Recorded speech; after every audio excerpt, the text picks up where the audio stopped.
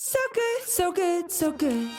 New markdowns up to 70% off are at Nordstrom Rack stores now. And that means thousands of can't-miss deals just in time for summer. The denim section is unreal. Why do I rack? All the dresses. I always find something amazing. Plus, buy it online and pick it up in-store the same day for free. Great brands, great prices. That's why you rack. By the time I hit my 50s, I'd learned a few things, like how family is precious. Work can always wait. And 99% of people over 50 already have the virus that causes shingles. Not everyone at risk will develop it, but I did. The painful, blistering rash disrupted my life for weeks. Don't learn about your shingles risk the hard way. Talk to your doctor or pharmacist today. Sponsored by GSK. The Rev and the Rabbi. Entertaining and informative on the Red Apple Podcast Network. Good morning. I'm Rabbi Joseph Potasnik. And I'm Reverend A.R. Bernard. Reverend A.R., or soon to be A.I., keeping with the latest trend. Tithing is very important to our traditions. And I was thinking, how could people meaningfully tithe this time of year? And I think if they would give the Rev and the Rabbi 2 front row seats, courtside, to the Knicks game, that would be... Wait, which game? Well, we don't know. We don't know they're going to go any further. But if there is a Game 7, if there is a final series, why not the Rev and the Rabbi? Well, I have to be honest. I got upset with the ref. Some of the refs' call on Game 3. It was not fair. It was leaning in the other direction. So I don't know. There may be a planned ahead of time Game 7. We'll see. Hey, no conspiracy theories. I'm just saying. Well, I'm from Boston, so may the better team win. Okay. All right.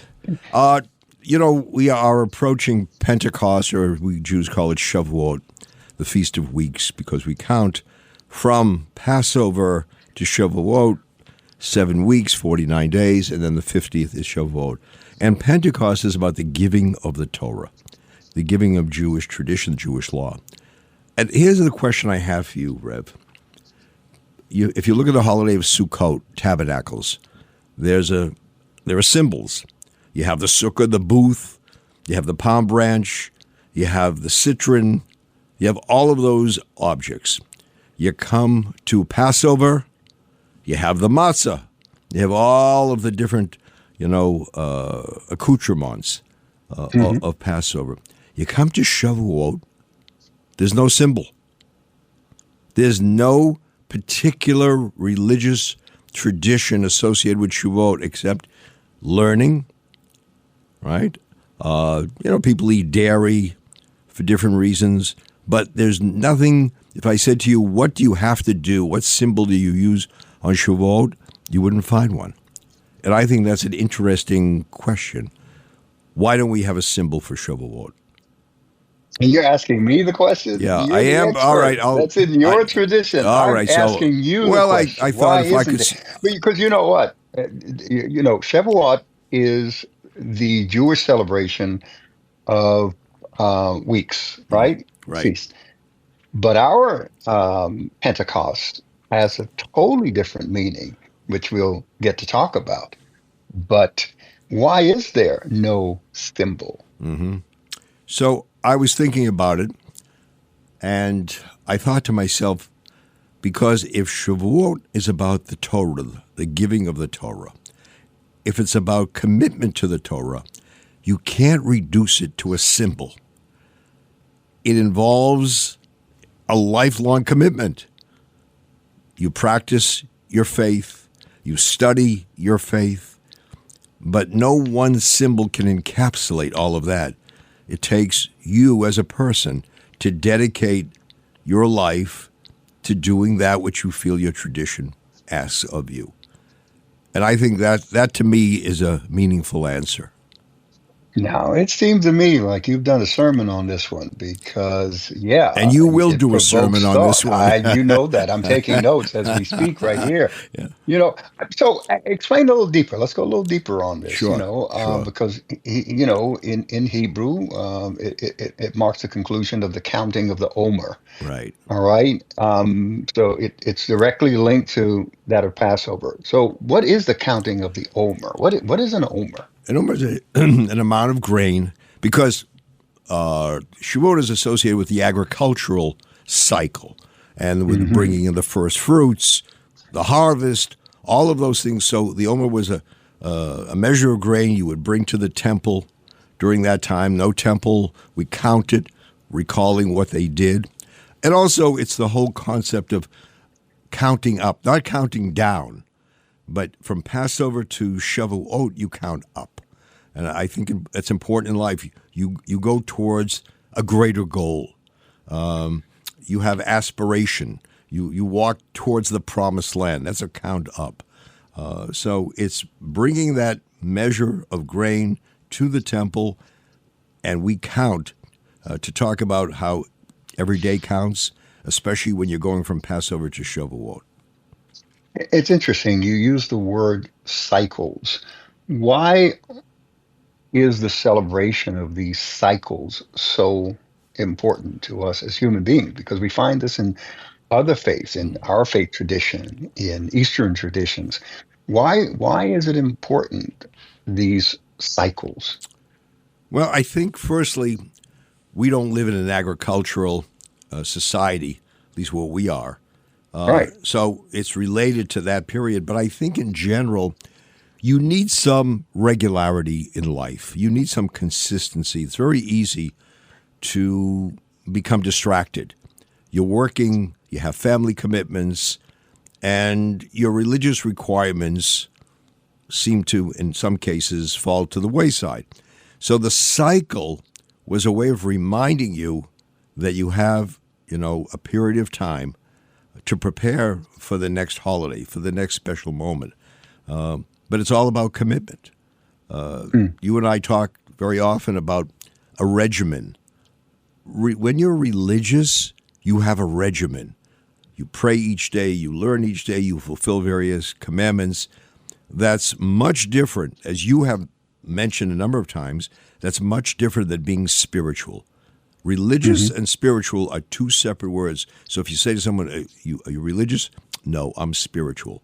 I'm not quite sure what that means. I think it means different things to different people. I think religious means different things to different people. But to me, religious comes with requirement. Yeah, it's ritual and practice, so that we have something to pass on from one generation to another. It allows the capturing of faith when we talk about religion. Unfortunately, it has been given a bad rap sometimes from generation to generation because of the institutions and the judgment of those institutions' failure to achieve the ideal. But we never really achieve the ideal. We strive for the ideal. That's what keeps us going. But I additionally, because you brought up something very important here about cycles, because cycles has to do with change. It has to do with the ebb and flow of life. Society's moving from prosperity and complacency to crisis and then renewal. And we go through those cycles again and again. In the ancient world, they look forward to those cycles. They wanted to make sure that those cycles remained in place because they depended on them. And so change for them was scary, if not within the cycles of change. But for us, we want change to occur quickly and swiftly when we're in crisis, not understanding that we go through cycles of life. We go through seasons of life. I teach that we live our life on levels. We arrive in stages. We experience it in seasons. And that helps us make sense of life along the way. What say you, Rabbi? I remember my dad, who had a retail store, would have the Bible near the scales. And when he had a chance, he would open the Bible, read a passage. He would pray during the day. remember going into my dad's store and he was praying and no business was being conducted. And he knew there was a consistency, or at least he aimed at consistency day to day, cycle to cycle, to perform responsibilities. No one is perfect. I see people who say, I'm religious, and yet they stray.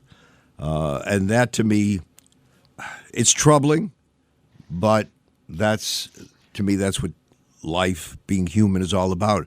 It means you strive, as you said before, you strive, you reach for something higher, you don't always attain it. But at least you have in mind, that's where I need to be. I hope I get there. Being religious says, what does my God ask of me every day? And trying to fulfill what our tradition teaches us is required of you. You know, one of the prophets said years ago, a righteous person, a religious person, has to live by his or her faith. You got to live by it. You can't just talk about it. You can't just generalize it. You got to live by it. And I think that's, to me, that's an essential. We're going to come back, Rev, with more discussion. Let's take this break. The Rev and the Rabbi on the Red Apple Podcast Network. This National Foster Care Month, Marine Toys for Tots is providing hope to children who need it most. Staff Sergeant James Caldwell, who grew up in foster care himself, shares that while handing out gifts at a Toys for Tots distribution event, a little girl looked up at him, reached into her bag, pulled out a stuffed animal and said, "Someone needs to make sure you get a toy too." That simple gesture embodies the heart of Marine Toys for Tots, ensuring every child, including those in foster care, experiences the kindness that can transform their future. Visit toysfortots.org today. The Rev and the Rabbi. Entertaining and informative on the Red Apple Podcast Network. Welcome back. I'm Rabbi Joseph Potasnik. And I'm Reverend A.R. Bernard. Reverend, we're discussing what it means to be religious and how really interlaps or interfaces with society today. And you had a point during the break. It's important because people say, let's get a religion. You know, there's a very famous song by John Lennon that talks about the absence of religion as though it's the cause for war, conflict, instead of looking at it as people's greed and lust for power and personal agendas, religion, to push those agendas.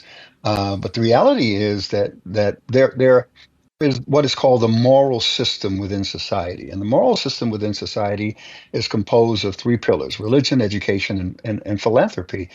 And religion is important because it provides a transcendent moral framework, right and wrong, grounded not just in social norms, but in transcendent truths, eternal truths, things that we can agree on, because the moral relativist says, well, we decide individually, or culture decides what's right and wrong. But when we ask the question, well, is slavery right or wrong?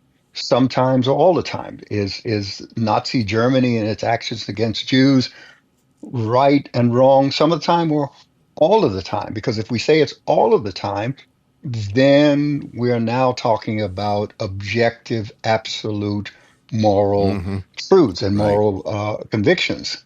Rabbi, your response? Look, no, I think that's an excellent point, that there are foundational truths which apply in all situations. There is no justification for what the Nazis did, none whatsoever. If you look at our respective traditions, it teaches us, thou shalt not murder. You don't just kill people because you don't like them, because you blame them for something that you feel has been injurious to your welfare, and now you kill an entire people. It's wrong. And I think this relative kind of, well, it's wrong for you, but not wrong for me. Exactly. Right? Yeah. So, and that's the problem. Yeah, because it's relative. You're making those decisions on your own. There has to be a transcendent authority. Go ahead, Rabbi. Yeah, no. So Germans would say, when asked, well, why did you do some of those things? The Nazis, well, they were the Jews, a subhuman category. That when you have that kind of a very flawed moral system, you can make these equations. Well, it was only the Jews. It was only the blacks. They're less than we are. We have a right to do whatever we want because they're inferior to us. That's the problem with this kind of moral relativism, which to me is immoral. Yeah. It allows for social constructs to dictate what's right or wrong, but more importantly, the value of people.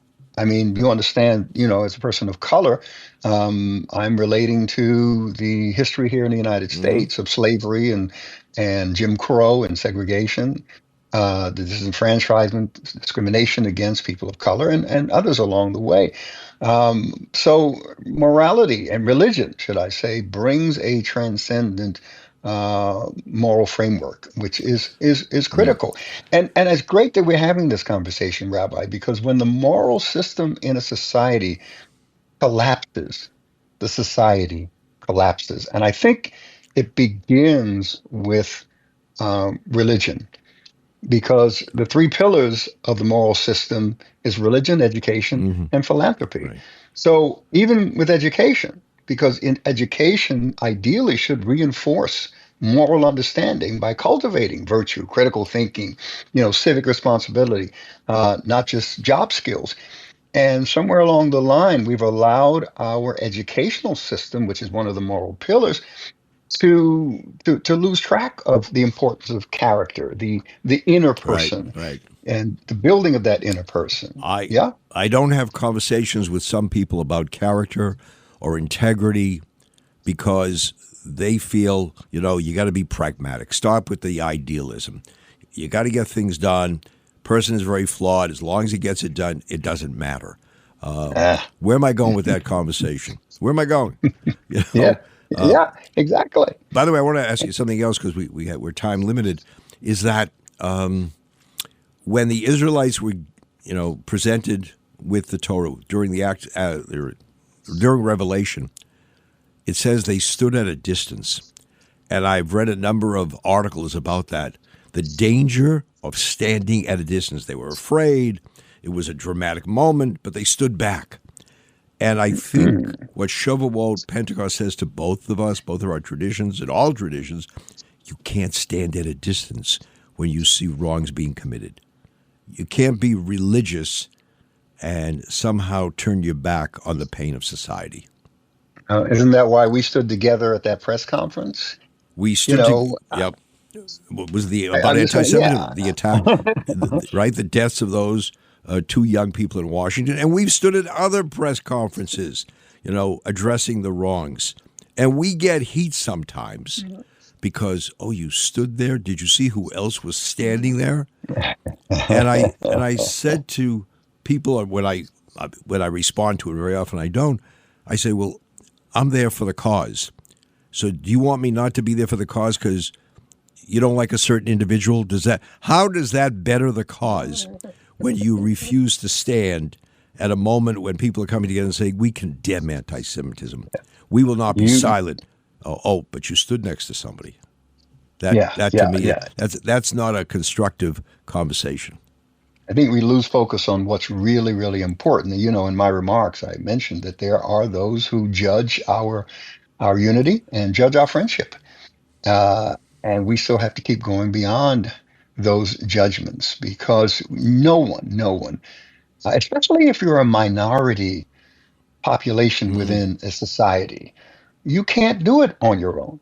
You can't give enough votes by yourself, by your own community, to change legislation, to change policy, right? You can't get enough support to stand in opposition to things that are detrimental. You have to join forces. That's a reality of life. One of the great memories I have is on a regular basis, I would have lunch with Ed Koch when he was no longer mayor. And even though he wasn't, at that point at City Hall, he was recognized. You couldn't have lunch with Ed Koch without people coming over and say, thank you, Mayor, for what you did. But one of the things he would say in our conversations is there are people I stood with who weren't that popular in certain circles, but they were willing to stand with me when I needed them. And he said, Joe, we need allies. We, the Jewish people, need allies. We don't have enough. We can't do it on our own. We can't fight anti-Semitism by ourselves. We need other standing. Because if we think we're that strong, as you said, we don't have the votes. And by the way, religion requires us to find people who believe in the cause. Right. Even sometimes when we say, I disapprove of some of that behavior of that individual, but at the end of the day, I need that individual to shout with me. Otherwise, I'm shouting alone. Absolutely, and I know our segments are are timed, but we have to deal with the last pillar. There's religion, education. This is the moral system: religion, education, and philanthropy. Because philanthropy expresses voluntary compassion and social responsibility. Yeah. People helping others, people seeing a need, not by force, but by conscience. And when a society loses its conscience, loses its compassion, when we suffer from a deficiency of empathy, which is some of the things that we're suffering from in this nation right now, the civil society begins to deteriorate. And, we lose the importance of free and self-governing people to do what is right. The moral system is critical to society. So we come to the end of the segment. I just want to say I learned years ago, when we arrive in heaven, God wants to see receipts. You can't bring your checkbook. Look back and say, what did you do? What did you give, right? You got to have the receipts. You can't just say, well, I'll do it now. Too late. So we both believe the importance of giving to others, the importance of philanthropy, because people are desperate very often for our strength and support. Rev, thank you. Absolutely. This has been a great conversation. Right. Great conversation. So we got to go to a break. Yeah, when we come back, come back. Yeah. the former governor of the state of New York, David Paterson. The Rev and the Rabbi on the Red Apple Podcast Network.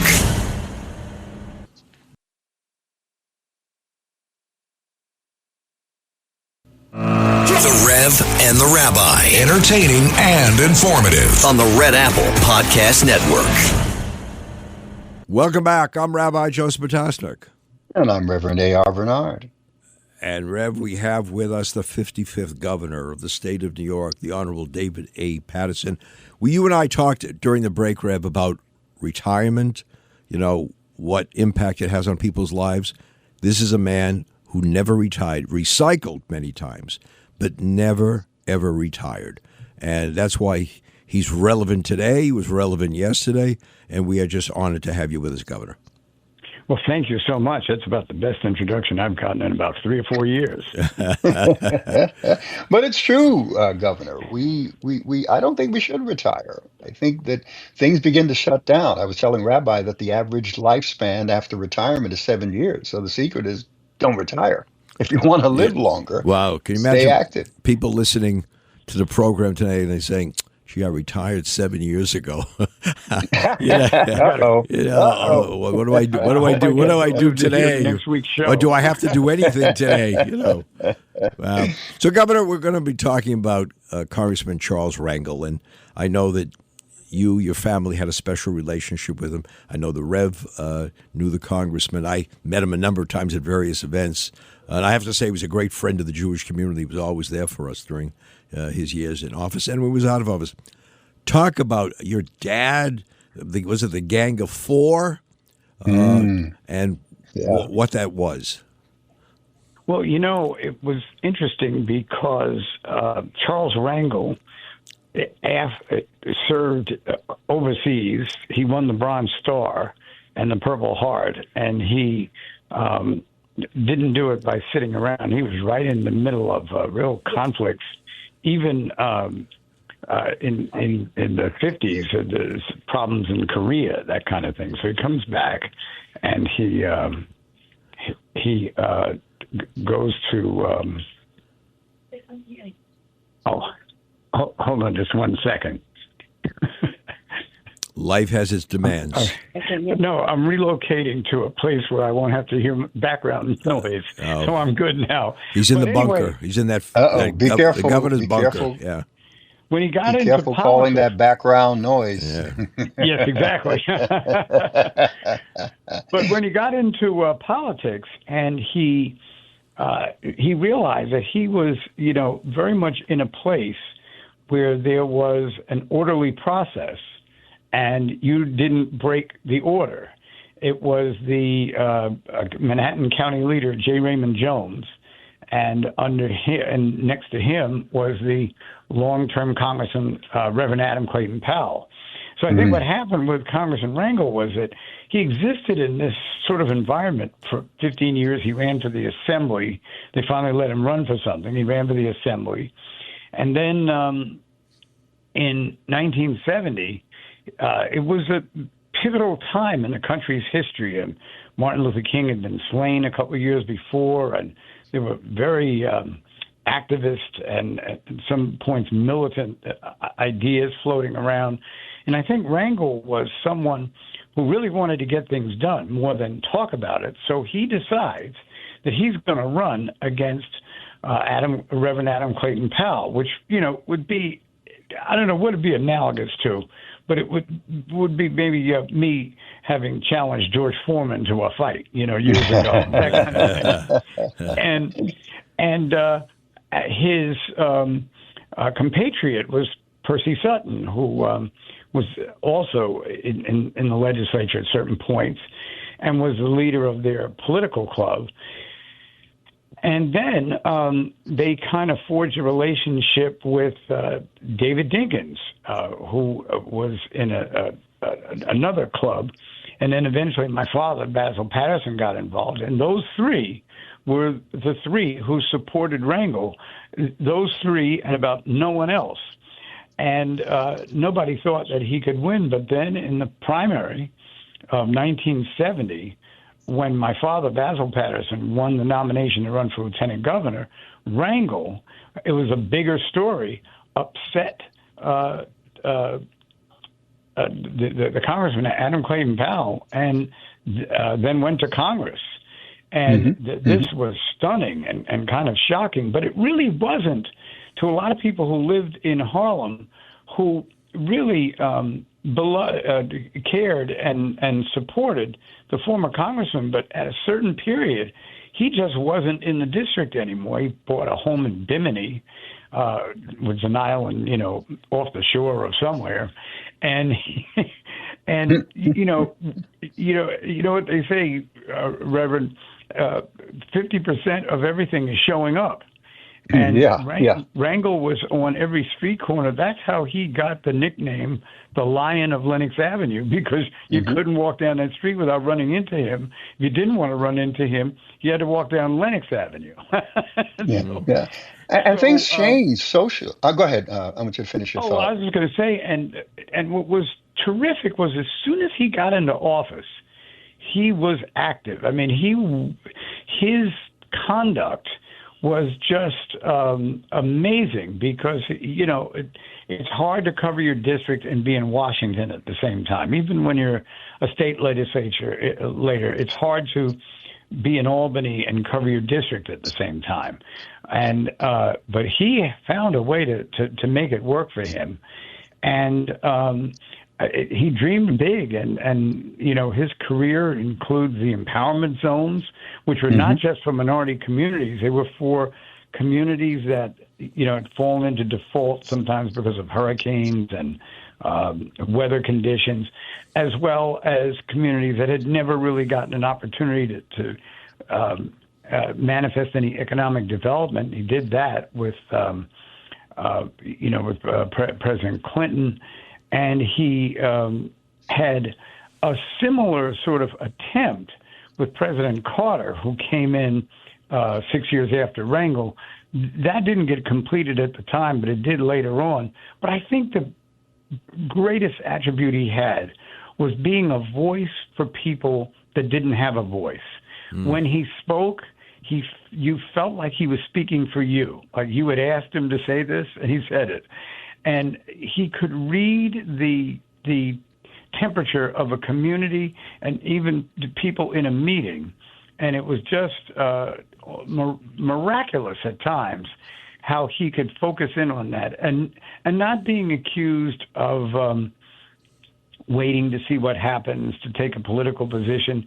He would take a position right away. And one of the positions he took was when the young men were in Central Park and were accused of raping the woman known as Tricia Miley, the Central Park jogger. And Rangel couldn't, and I couldn't either, but Rangel couldn't understand why there was no DNA from any of those young men on the victim's body. And nobody really wanted to listen to him. They went ahead. The way they convicted the kids was they turned them against each other. So they were accusing each other, and they convicted all of them. Then 13 years later, the actual rapist had a kind of mental conversion. He was in prison for something else, and he felt that God told him to go back and be accountable for what he'd done. And his DNA did match the victims, and that, I think, created the situation where the 5 young people were exonerated, and one now serves in the city council. So that started with Rangel. I mean, when he dragged me down to the DA's office to see Morgan go, I thought we'd both get arrested and never come home. Didn't the social and political climate change after Dr. King's death, 68?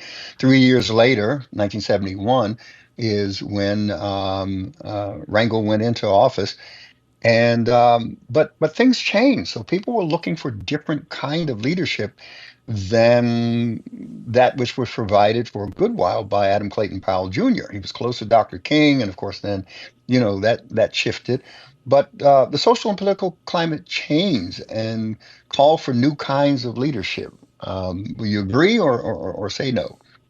Well, I think that Dr. King provided the leadership that was needed at his time. Had he lived, I think that his leadership would have changed it to a certain degree, because first you were just fighting for the ability to ride on a bus without sitting in the back. That's where he started. And then you had the issue of would there ever be anybody of color in prominent positions? And I remember one of his speeches, he said that. But I think after his assassination, there was a kind of vacuum for a few years where, like, what do we do now? And I think what the new leadership brought us was where are our communities in economic development? What do we do about poor housing, crime, substance abuse, unemployment and underemployment, poor and inadequate healthcare facilities, and often a failed education system? And that was what was being experienced in a lot of those communities, which is why the leaders of those communities became more insular. They weren't, walking around the country like Adam Clayton Powell talking about the national problems. They were talking about local problems, and I think that was right in Congressman Rangel's wheelhouse. Hold on to that thought, because I want to come back after the break, and I want to talk to you about what it means to stand with your people, to stand with your community in the arena, and also to the larger audience. Stay tuned. The Rev and the Rabbi on the Red Apple Podcast Network. Whatever the occasion, effortless elegance is right this way. Because Hilton brings you new ways to stay courtesy of the Nomad London. And it doesn't stop at award-winning dining in a space draped in velvet and illuminated by vintage chandeliers. No, this day goes beyond with unparalleled personalized service and attentive hospitality. Oh, and did we mention the Nomad London can be booked using your Hilton Honors points at Hilton.com? Hilton, for the stay. Is anyone out there? Another salesperson enduring the endless search. exhausting. If you want to get right to the right conversations, you need LinkedIn Sales Navigator. Whether you're looking for new leads or strengthening existing relationships at your top accounts, get right to the right conversations with LinkedIn Sales Navigator. Try LinkedIn Sales Navigator now with a free 60-day trial at linkedin.com/trial. That's linkedin.com/trial. Terms and conditions apply!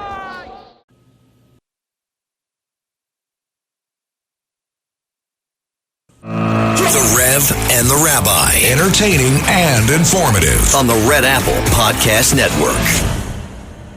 Welcome back. I'm Rabbi Joseph Patasnik. And I'm Reverend A.R. Bernard. We are the 55th governor of the state of New York, the Honorable David A. Paterson. Governor Paterson, I very much appreciation, and the word that was recurrent was community. As I remember Charles Rangel, as I remember some of the leaders during that period, they stood up for their community. And I stress that because I have to say, as a member of the Jewish people, I'm shocked, even ashamed, by those from my community who take public and don't really care or they're not strong when it comes to their community. You know, I see the position on Israel and anti-Semitism. A number of them, they'll mouth the word, "Oh, I'm against I'm anti-Semitism." Oh, that's courageous. You know, I stand. Israel is a friend. Oh, that's courageous. But in terms of making the particular decisions, in terms of standing with the people, very often they're missing. Or as we said in our earlier segment, there are people who stand at a distance. Charles Rangel, your father, Percy Sutton, right, and all of the others, they never lost sight of Lenox Avenue. They never lost sight of the people and proudly stood up for their people. And I wish we see more of that today. You know, that's fascinating, Rabbi, because there were some times, even when I went to Albany, and I got there in 1985, where I saw members of my community, and I don't mean just the Harlem or greater Harlem area, but Ocean Hill, Brownsville, and Brooklyn, and Bedford-Stuyvesant parts of Brooklyn, and South Jamaica and Southeast Queens. You had these people, they had elected positions, they had a vote.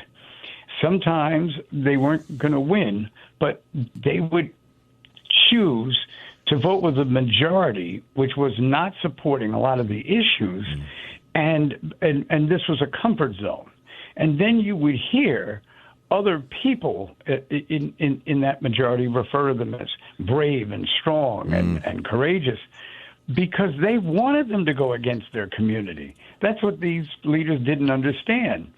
And I would assume that there's something similar in that intellectual discussion in the Jewish community where people don't want to hear you mouth the words. They want to see you perform the resistance that is needed to really try to disrupt anti-Semitism. And I'll leave to you to determine who has been able to do that and who hasn't. But what I would say is it is a common problem in both the black and Jewish communities. Yeah. I look at the college campus situation, and I remember being there, being at Columbia and talking to some of the students there, talking to students on some of the campus of City University. One of the things that came across was, where are the political leaders? Why aren't they here? Why don't they, stand, walk with us to the class, see what we have to endure to get to our classes? They're missing, many of them. And you said before, showing up. Well, if you don't show up for your people, to me, you have deserted your people and don't deserve the support of your people. So that's one of the questions I ask. And very often you find if you're good for your community, you're good for other communities as well. Rev? No, it's true. I think about the principle of priority to universality. Charity begins at home. That is part of the law of Moses. It's part of our Christian tradition. That you have to secure home, because if that foundation is not secured, doesn't matter if you're running around the world doing great things. You're judged locally first, and I think that's very, very important. Yeah. And if you are locally first, it gives you a kind of dynamic that you can go and march for relief in other communities. Right. And people will respect you because they know that you're respected in your own community.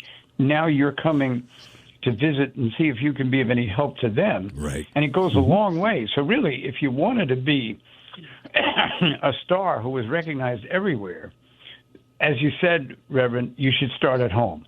That's where you start. But why is it that elected officials lose sight of that they're not there for their community, and they couldn't have got to where they are without the community? How do you lose that, commitment, which was so important to get you where you are? I think elected officials, not all, but a good number, are afraid to be attacked. They're afraid for anyone to speak against them. So the best way to avoid criticism isn't to say anything at all, or not do anything that would, enhance criticism. Now, I had a completely different point of view. I felt once I was getting criticized that I was being heard, and that the critics could, try to put me in my place, but the overall community heard what I was saying. And I think you've got to be willing to take that sometimes, and you've got to be willing to, recognize what is, what's important to your community. And often, you're going to be met with, acrimony and but that's part of being a leader, that you put yourself right in the middle of trouble, not standing around waiting to see, who wins the particular battle and getting on their side. Well, you just gave the formula for these influencers and shock jocks to become great and develop a following. Say something that some people want to hear and some people don't want to hear. And you put yourself in the middle of it, and all of a sudden, they're both listening. Yeah. One will love to hate you, and the other will love to hear what you have to say because you're saying something constructive. They say a rabbi who doesn't receive criticism is not a rabbi. We learned that when we graduated school. Get out there, say what needs to be said. You have a responsibility. And I think when you looked for that popular appeal, you always look to be popular rather than being principled, you're going to lose that battle eventually. People see through that. They see you're plastic. Even though there was a good line in The Graduate, plastics, that's the reason for success. If you're plastic and adapt to any situation without standing firm, you're not a respected, or you don't deserve the respect of the people. And that's true of life. If I may quote from the Hebrew scriptures, please, for a moment, Governor. There's a wonderful proverb that says, beware when all men speak well of you. And that is so true. People come up to me and say, I've heard great things about you. I said, well, I hope you've heard a few bad things as well, because something's wrong if you're only, by the way, it's only good. I have a little story to tell the two of you about criticism. It's 1993, and I've decided as a state senator, I'm going to run for this new position in city government called public advocate. I thought that was something I'd really like to be. And I have a press conference at City Hall. And as you both know, the steps at City Hall. So we're at the top of the steps of City Hall, and I'm getting ready to speak. And a woman who happened to be African American is at the bottom. She's walking past, and she says, David Paterson, shut up, you cockeyed SOB. Oh, you blind cockeyed SOB. Wow. And so everyone there was stunned, like no one knew what to say. And Bob Lift, who was a reporter for Newsday, walked over to me and he said, Senator Patterson, I see your voter profile is going up. Yeah. But it hurts. Doesn't it? It hurts to receive the criticism, but you have to say to yourself, it's the price you pay for leadership. There was a line in a movie, when you assume leadership, you give up the right to be human. I mean, people hold you to a certain standard that sometimes is inhuman. But if you want to be a leader, take the credit. Moses was criticized during his period of leadership. It wasn't like every vote was positive, but he was a great leader. That's a good one. That'll preach. I'm taking notes here. That's a good sermon right there. Governor, we're going to conclude the program. Your dad was an impressive, important figure, and the fact that you're the son of that great person also confers upon you greatness, but you've also earned it through all that you've done during your life, and we want you to continue. Don't retire. Be relevant. Be part of the story. You are a great human being, and we are proud of you. Absolutely. Well, so you can keep coming on the show. After I heard the Reverend's statistic about retirement, believe me, I'm gonna die on a day I worked at the end of my life. Yeah. Well, the 7 years. Watch out for those 7 years after retirement. Watch out. Yeah. Rev, thank you so much. Ultimate 7-year itch. Yeah. You're out. Great conversation, gentlemen. We hope you, our listeners, have enjoyed the conversation here. And we look to educate the mind, stir the heart, motivate the will with information and experience. Till next time, the Rev and the Rabbi right here. God bless. Thanks for listening to The Rev and the Rabbi. You can hear The Rev and the Rabbi Sunday mornings at 7. If you like the podcast, share it with your friends and listen anytime at WABCRadio.com and download the WABC Radio app. Hit that subscribe button on all major podcast platforms. Plus, follow WABC on social on Instagram, TikTok, Facebook, and X. See you next time for a new episode so you never have to wonder. What the heck is going on here? Hello, folks. Larry Kudlow here. Pay attention, because China is leading the largest anti-American alliance since World War II. One that's already dumped U.S. bonds, grabbed 43 million acres of our farmland, and is plotting to dethrone the dollar. That's why IRA and 401k savers are protecting their savings with gold. Please go to freegoldguide.com/Kudlow or just call 800-621-3908 for your free gold guide on how to protect your wealth with gold 100% tax-free.